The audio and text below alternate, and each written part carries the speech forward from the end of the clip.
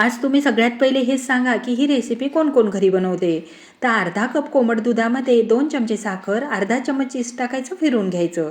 थोडा थोडा करत त्यामध्ये मैदा घालायचा, 1 चमचा कस्टर्ड पावडरसुद्धा घालायचं. आता गोळा जमला की त्यानंतर त्यामध्ये बटर टाकायचं आणि छान हे चुरून घ्यायचं. जेवढं चांगलं चुरेल ना तेवढी चांगली ही रेसिपी बनेल. हे पहा, छान चुरल्यानंतर सगळ्यात शेवटी त्यामध्ये थोडंसं तेल टाकायचं, गोळा जमवायचा आणि झाकण ठेवून अर्ध्या तासासाठी ठेवून द्यायचा. अर्ध्या तासामध्ये छान असा फुलून तयारच होते. हे पहा, मस्त असा फुललेला आहे. त्यानंतर त्याचे छोटे छोटे पेढे बनवून घ्यायचे.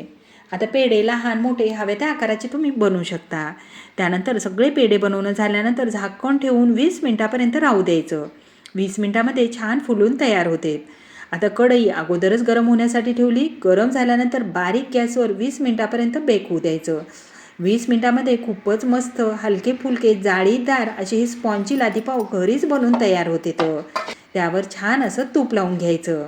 हे पहा, खूपच मऊ असे लुसलुशीत हे लादीपाव झाले. ताजे असल्यामुळे त्याची चवसुद्धा खूप मस्त लागते. चहासोबत, दुधासोबत, कशाही सोबत खा. पण मला कमेंट्स करायला विसरू नका की हे लादीपाव कोण कोण घरी बनवते ते, आणि माझी बनवायची पद्धत कशी वाटली तेही सांगा. धन्यवाद.